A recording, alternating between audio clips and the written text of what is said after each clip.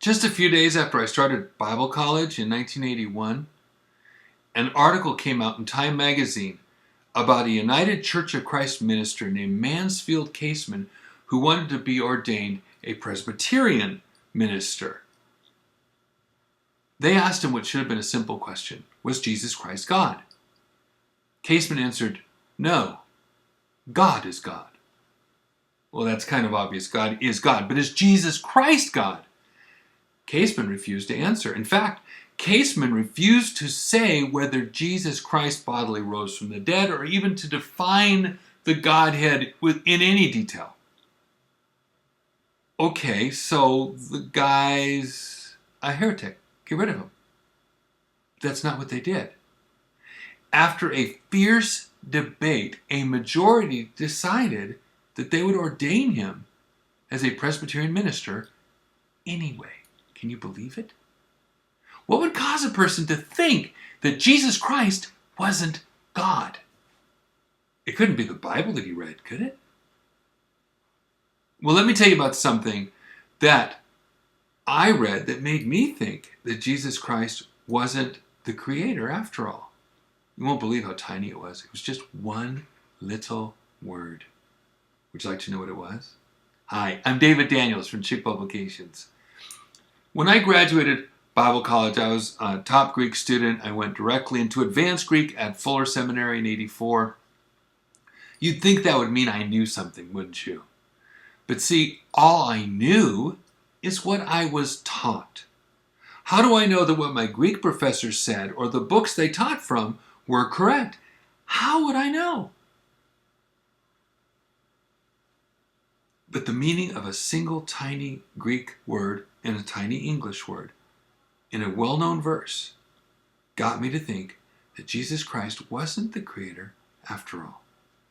I started to think of Jesus as more of a middleman. And my professors, including my Greek professor, didn't help. Please open your Bible to John chapter 1, verse 3. All things were made by him, and without him was not anything made that was made. Seems simple enough. All things were made by him. What does that make Jesus? The creator. Even a 5-year-old can tell you that. That's the reading, and I checked it for myself, of the Wycliffe of 1384, the Reformation Bibles of the 1500s, the 1600s, 1700s. Look, even the Catholic Reims Douay of 1752 couldn't deny it. All the way through the Noah Webster of 1833. They all said the same thing. All things were made by him. Then, in 1870, a huge Greek interlinear was published called the Emphatic Diaglott, and everything changed. One tiny word was changed in John 1:3. Instead of saying that all things were made by him, it said all things were made through him. It's not rocket science. If all things are made through him and not by him, then he's not doing the creating, is he? He's not the creator. He's just a middleman.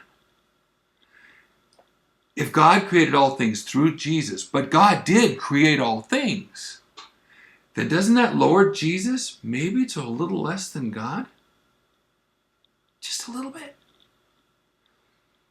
See, in the 1870s, it was very popular and growing in popularity to believe that Jesus Christ wasn't God. Back then they called them Unitarians. 3 of them in 1870 were on a Bible committee to change the Bible. That became the English Revised Version. That's another story. It's in Look What's Missing. But how would you get other people to believe such a lie as this? Well, first, you'd have to change the books teaching New Testament Greek. Then, you'd need to change the commentaries on John chapter 1. And finally, you'd want to change the translation so it no longer said by, but through him all things were created. It didn't change in the English Revised Version of 1881. But John Nelson Darby, in his Bible of 1884 and 1890, changed by to through. And starting with the American Standard Version of 1901, published by Thomas Nelson, John 1:3 now said, through, not by. Almost all Bibles said it now. I made a chart. I'll make that available. All these Bibles don't say that all things were made by him.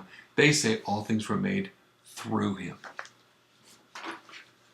The New American Standard had it right. Even it said by him. However, they changed that in the 1995 update, and now it also says through. Don't look to the New King James to save you. It also says through. 1979, 82, all of them. So did the first of the King James lookalikes, the modern King James Version of 1962, and this rare 1971 edition here of the King James 2 version also says through. Even the 2014 MEV, the modern English version, also says through. Et tu, Brute? Yep. After years of searching, I found out that God really did keep his promise to preserve his words. And those words are preserved accurately, perfectly in English in the King James Bible. Jesus Christ is the creator. All things are created, made by him. But he's also the judge. And I would not want to be there to watch all these new version writers being judged by him. Do you? Let me close with this. You may not have this problem. You may know that God is the creator and Jesus Christ is God and Jesus Christ is the creator. You may have a strong theology. You may have good Bible doctrine. But there is a generation of people that has arisen called the millennials. And many of them agree with Mansfield Caseman. They think that Jesus Christ is a good guy, but he's not God. Are you going to give them a Bible that feeds that doubt? Or are you going to give them a Bible that they can put their faith in? That puts Jesus in his rightful place as creator of the universe and says all things are created by him. Make your choice. Just realize you're responsible for the outcome. God bless you and have a wonderful day.